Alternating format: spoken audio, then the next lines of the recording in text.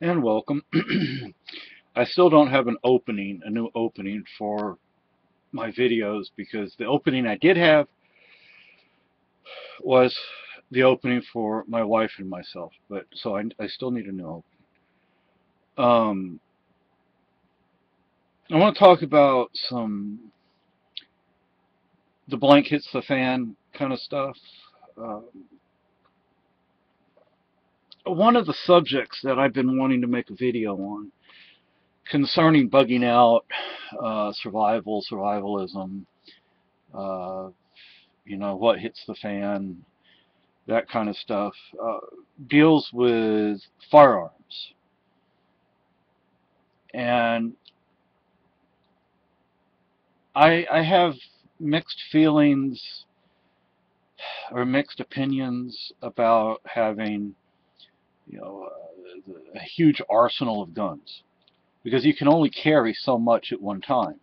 And if you're out there, if you're actually bugging out and you're on foot, you have to think of the weight that's involved. Personally, I would rather have a semi-automatic 308 with detachable magazines because sometimes the firepower is what you need. But, 308 ammo is going to be a lot heavier than 223. And 223 ammo is going to possibly be more readily available. It just depends on what happens, if anything happens. The thing is, if we are ever in a what hits the fan situation,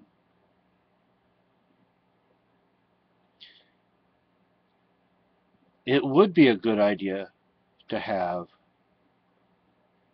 a variety of rifles and handguns in a variety of calibers and gauges.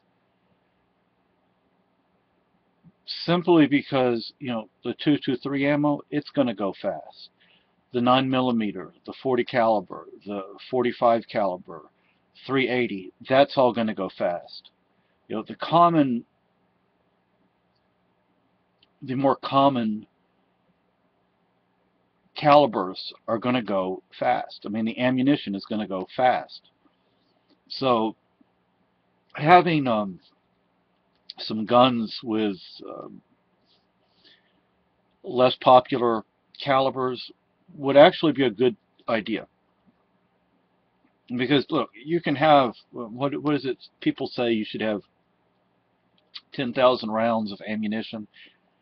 Let me tell you, I don't think I'll ever have 10,000 rounds of any ammunition.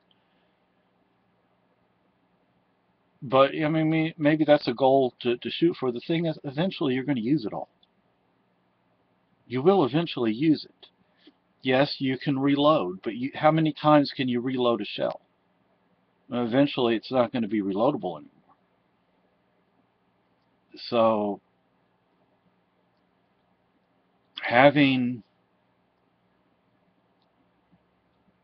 calibers and gauges that are less common would be a really good idea. Because otherwise, Joe Blow over there who has 20 different rifles, each one in a different caliber, he's going to be able to scavenge ammunition and use that ammunition that you and I aren't going to be able to use because we don't have a gun in that caliber or we don't have a shotgun in that gauge. So I think having guns in both common and less common calibers and gauges is a good idea. But remember, you can only carry so much. My goal would be to carry both a rifle and a handgun, depending on the situation, of course. And when I say a rifle, I mean a semi-auto. I would also want, now, in my opinion, this is just my opinion, you should have a 308 semi-auto, a 223 semi-auto, and a 308 bolt action with good optics or the equivalent plus 12 gauge shotgun, pump action or semi-auto. I hear a pump action is actually better. Supposedly semi-auto shotguns tend to jam. I don't know if that's true, that's just what I've heard.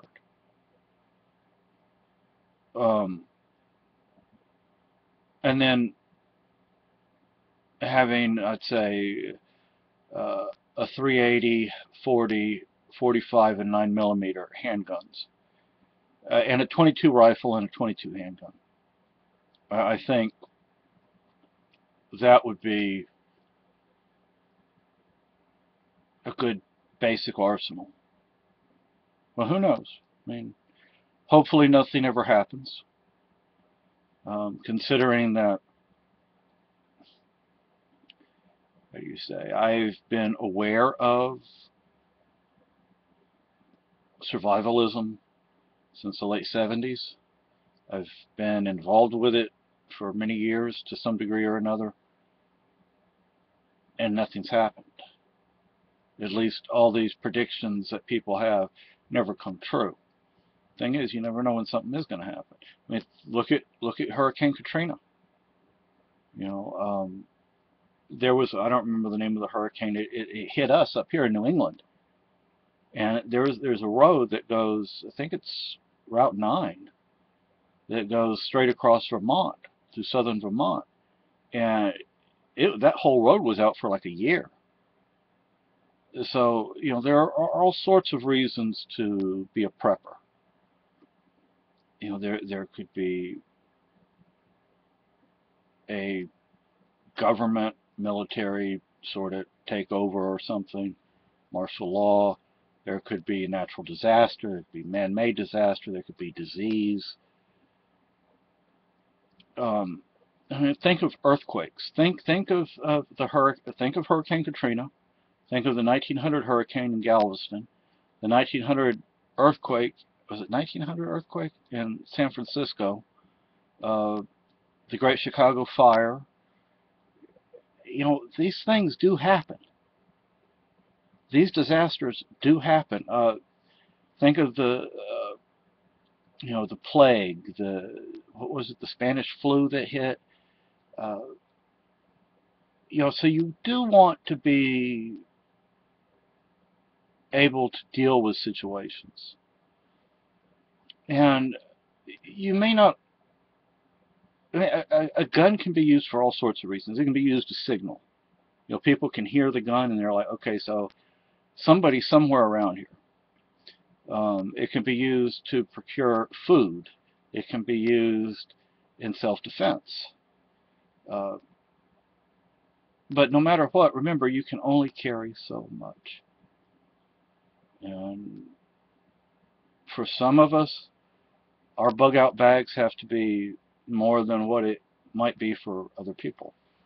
But